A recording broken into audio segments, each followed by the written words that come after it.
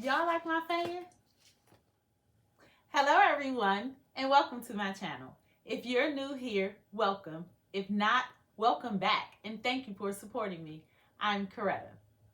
So in this video, I will be showing how to make the Sublimation Clack fan using Silhouette Studio.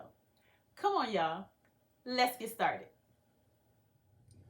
For this project, I will be using a Sublimation Clack fan blank. I will be using Ace sublimation paper, heat tape, double-sided tape, painter's tape, butcher paper, a straight edge ruler, and an X-Acto knife. I will leave a list of the items in the description of this video. Okay, so here I am in Silhouette Studio Business Edition. I'm going to be using Silhouette Studio to print my sublimation design. I will be using an Epson EcoTank 2750 to print my fan design. According to my measurements of the Clack fan blank, it is 25.5 inches wide and 13 inches in height. My printer is a small format printer, so I will be splitting my design so that it would fit on the Clack fan blank. To begin, I want to set my page to print 14 inches in width by 8.5 inches in height. To do this, I am going to select my page setup icon on the right toolbar, which is the first icon. And under media size, I'm going to change my width to 14 and hit enter. And I'm going to change my height to 8.5 and hit enter. I'm going to change my orientation to landscape. And then I'm going to check the box that says show print border. And it's at the bottom of the page setup panel. Next, I want to make sure that my print settings match. So to do this, I am going to go to the top menu and I'm going to select File. And then I'm going to select Print Page Setup. I'm going to change my paper size to legal. And then I'm going to change my orientation to landscape. And then I'm going to hit enter. With the page set up, I am going to bring in my design onto the canvas. To do this, I am going to go to File on the top menu. I'm going to select Merge. I'm going to navigate to where my design is located. And I am going to select my design and then select OK. When the PNG comes onto the canvas, it will have a red outline on it. And although this red outline will not print, I am going to remove it. So to remove the red outline, I am going to make sure that the image is selected. And on the right toolbar, I'm going to select Line Style, which is the panel, the Line Style panel icon. And it is the 5th icon. When this panel opens, I am going to select the 2nd icon on the top, which is Line Color. And then I'm going to select None, which is the square with the X. Next, I'm going to size my design. The Clack fan blank is 25.5 inches wide and 13 inches in height.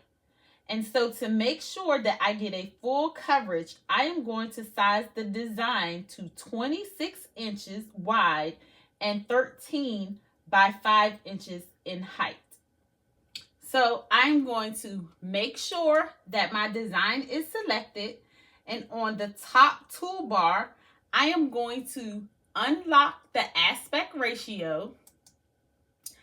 And then I'm going to change my width to 26, and I'm going to hit enter.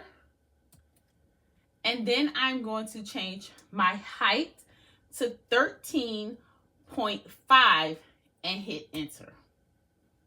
Be sure to measure your blank so that you can size it to the correct size of your blank. Now that I have the design sized, I am going to split my design for printing. This method of splitting the design seems to be the easiest way for me. So to split the design, and I'm just going to zoom out so that I can move the design over here. So the easiest way to split the design is, first I am going to go to the left toolbar and on the drawing tools, and I'm going to select the square. I'm going to select anywhere on the canvas and draw a square, and then click anywhere on the canvas to close out. Based on my page setup, I am going to size the square to 14 inches in width and 8.5 inches in height. And so on the toolbar, I'm going to select my square, and then on the toolbar, I'm going to make sure that the aspect ratio is unlocked. I'm going to change my width to 14, hit enter, and then I'm going to change my height to 8.5 and hit enter. I am going to position the square over the design where I want to split it. So for me, I'm going to split my design about right here. After I have positioned the square, I am going to make sure that the square is selected, and then I am going to go to the right toolbar and I am going to select the replicate panel, which is the 11th icon. And then on the duplicate line, I am going to select the duplicate to the right icon. And when I select it, it is going to create another square to the right of the first square. With the second square still selected, I am going to use my arrow keys on my keyboard to move the second square 5 times to the left to create a small overlap. So I'm going to move it 5 times to the left. 1, 2, 3, 4, 5. Still with the second square selected, I am going to go back over to the replicate panel and I am going to select duplicate above. And that is going to create a third square above the second square. While the third square is still selected, I am going to move it down 5 times using my arrow key. So moving this third square down 5 times. 1, 2, 3, 4, 5.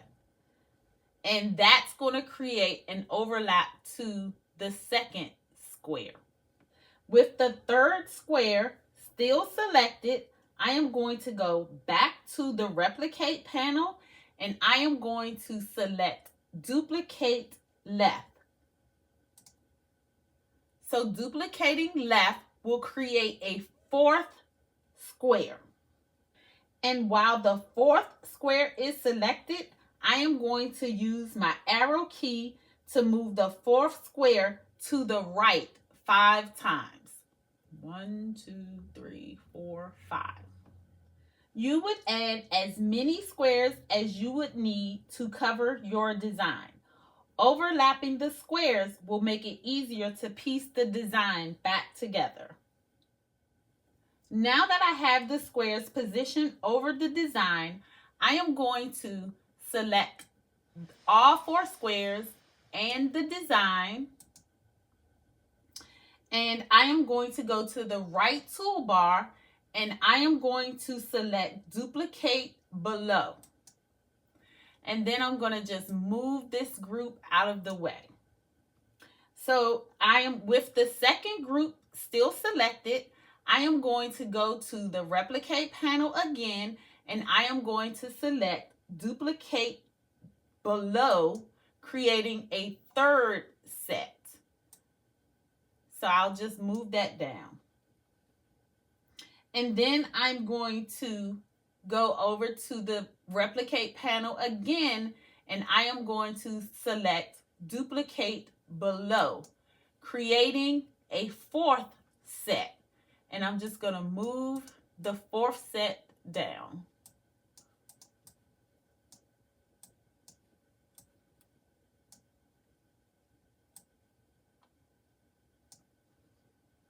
You want to duplicate for every square that is used to cover your design. So here I used 4 squares to cover my design, and I made 4 duplicates of all 4 squares in the design. Now, the next thing I want to do is on the first group, what I'm going to do is I am going to select and delete the squares that are on the top right. So I'm going to select the top right square and I'm going to delete it. And then I'm going to select the bottom left square and I'm going to delete that square. And then I'm going to select the bottom right square and I'm going to delete that.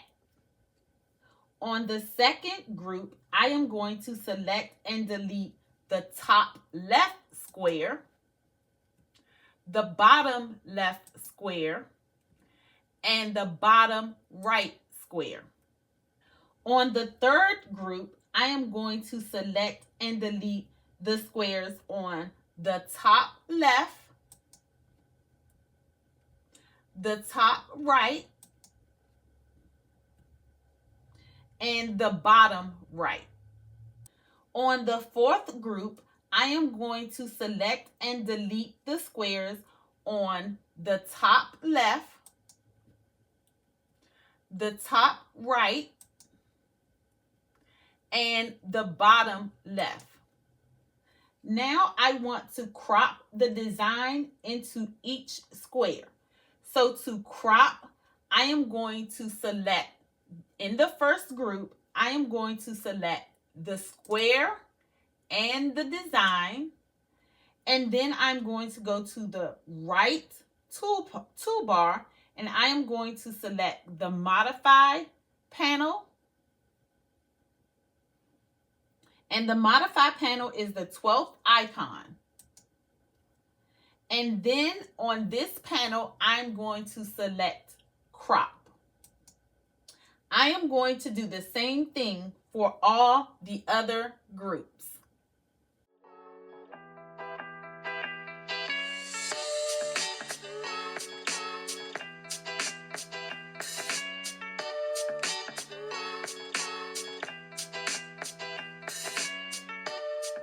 Now I have my design in 4 pieces. And so the next thing I want to do is I want to print. To print, I will move each piece separately to the mat and then print it. You want to make sure that each piece fits within the print border. If any area or part is outside of the print border, it will not print. To move a piece of the design to the mat, I am going to select the piece and then on the top toolbar, I am going to select center to page. And then I'm just going to zoom in so that we can check to make sure that this piece is within the print border. So the gray line here that you see around the page is the print border. And so we can see that the design fits within the print borders. To print, I am going to go to the top menu and I'm going to select File. I'm going to select Print. The print preview will open. Here you can double check to make sure that everything fits within your print border. So we can see that it does. And then I'm just going to select Print. Then I'm going to select my sublimation printer, and then I'm going to select Preferences. I'm going to make sure that my document size says 8.5 by 14. My orientation is on landscape. My paper type says premium presentation paper matte. My quality is on high. Then I'm going to select the More Options tab, and I am going to check to see that the high speed is not checked. And then I'm going to make sure that the mirror image is checked. And then I'm going to select OK. And then I'm going to select Print. I am going to get all of the pieces printed and come back so that we can tape them together. Now I have my design printed, and so I can begin putting it together. The first thing I want to do is I am going to trim off one of the edges so that I can fit two of the papers together. And so I am going to trim off the edge on this one, on this print here. So what I'm going to do is I'm going to take my ruler and I am going to line it up on the design. So I'm going to line it up on the design. And when I line it up, I am going to line it up as close to the edge. And then I'm just going to leave a little bit of the print out of the design. And so I'm just going to cut it off like so.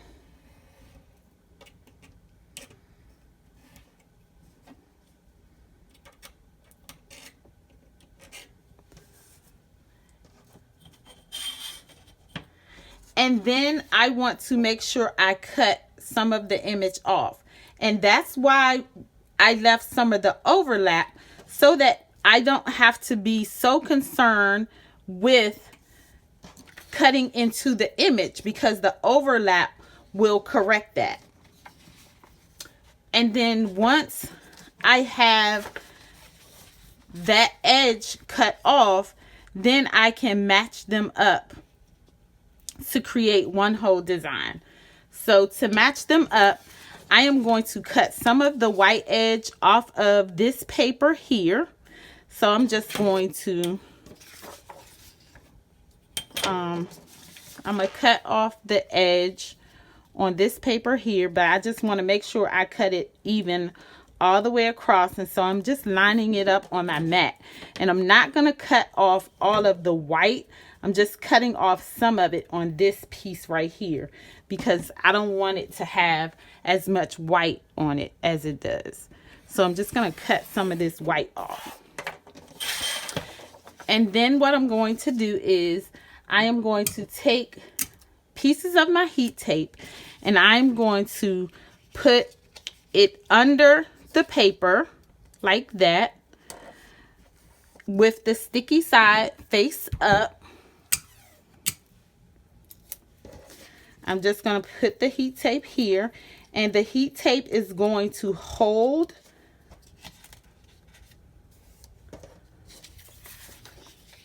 the design in place when I tape it, when I put it down. So I'm going to line it up like so. Line it up, making sure that it's even. I'm going to line it up. And then I'm just going to press down. And then I'm going to have to reposition this one, because it's not, you want to make sure that it's lined up correctly. So you want all of the design to be lined up correctly. And so I think that's good here. So then once you get it lined up correctly, then you're going to flip it over, and then you're going to continue to tape here. And so you want to make sure that when you tape it, you tape down and you don't leave any open spaces or any wrinkles in the tape. So you don't want any open spaces, because the open spaces will create, will allow the sublimation gas to escape. And you don't want any wrinkles, because again, the wrinkles in the paper will cause ghosting. The wrinkles in the tape, I'm sorry, wrinkles in your tape will also cause ghosting. So you don't want any wrinkles in your tape either. And so you just want to make sure that you tape it down and make sure that it's taped securely.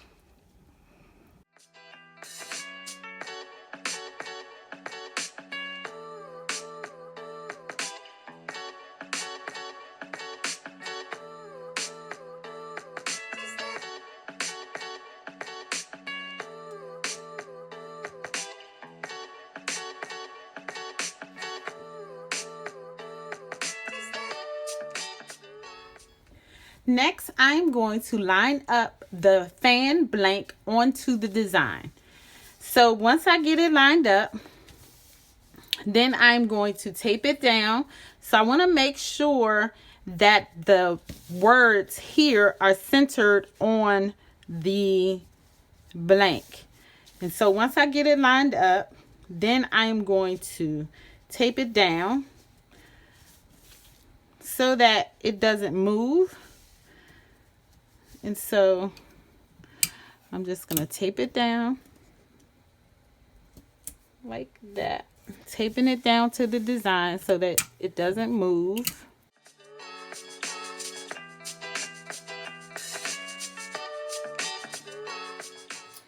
So here at the heat press, I have the blank and the sublimation design taped down to some butcher paper.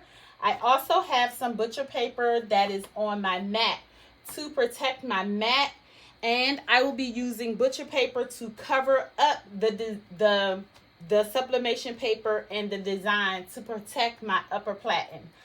I am going to be doing a full press on this, so I have to press it in multiple presses, and I am going to be pressing at 385 degrees for 45 seconds.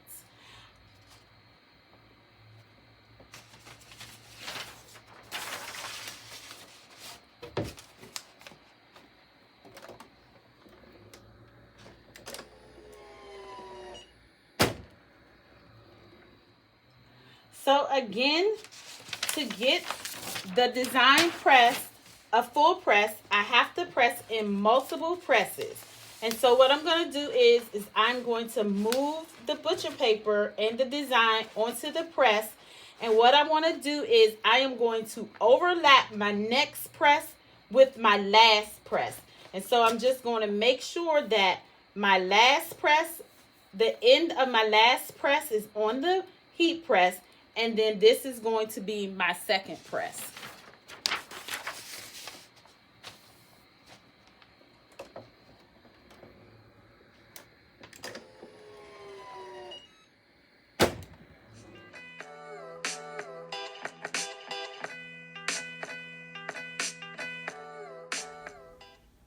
Okay, so I finished pressing.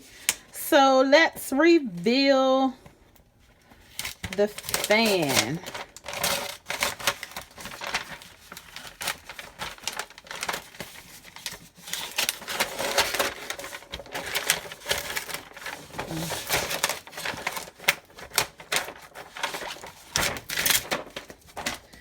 So this is the fan, and it's kind of a little wrinkle here after the press, but hopefully it'll be okay. I did get a little bit of ghosting right here. I guess it's from when it looks like it shrunk, And so it did get some ghosting from the material itself moving. So let's assemble it and see how that goes. So overall, I think the design came out great. I'm loving it. Again, the material just shrunk up a little bit. So you definitely want to be aware that the material will shrink up. I pressed this at 385 and for 45 seconds. And so you may want to test your heat press to see what time and temperature your press would allow for this material. So again, overall, I like my design. I like how it turned out. It's going to be a fan, so some of the things that is wrong, you're not going to be able to see it. So now I'm going to assemble the fan. So the first thing I'm going to do is I'm going to flip it over, and then I'm going to take the stems that came with the fan, with the blank, and I am just going to lay them out. So there are 11 stems on this fan, and so I'm going to put the left side on the bottom here, and then I'm going to put the right side on the bottom here. And then I'm just going to spread them out, and then I want the center one to be right here. So the center and the two sides are positioned, and then I'm just going to position the other stems so that they are evenly distributed. Now that I have my stems positioned, I am going to use some painter's tape to tape down the stems to keep them from moving so that they'll stay in the position that I put them in. So I'm just going to use some painter's tape here to assist me with that.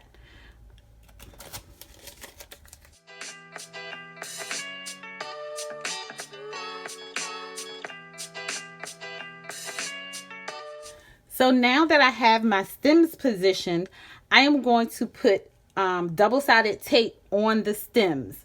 So I am going to put the double-sided tape on the stem, starting at the furthest at the top, and then I'm just going to come down to where the fan ends, and that's where I'm going to put the tape.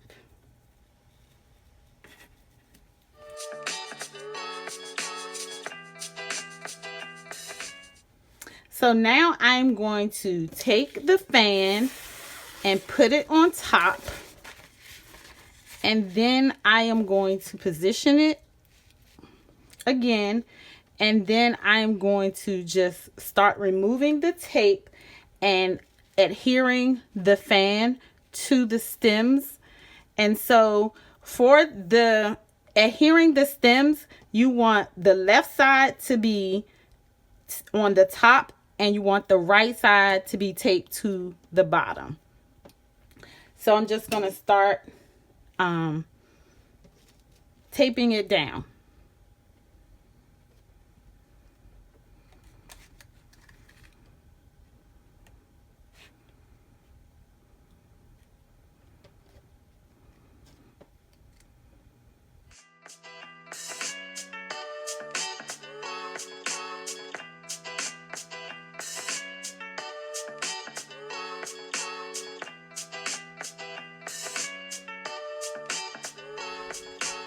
Alright guys, that's all for now. I hope that you were able to follow along with my process. If you like this video and would like to see more, please give it a thumbs up, share it with your friends, and consider subscribing to my channel. Don't forget to hit the notification bell so that you can be notified every time I upload a video. And if you have any questions, leave them in the comments below and I will respond back. Thank you for watching and see you in my next video.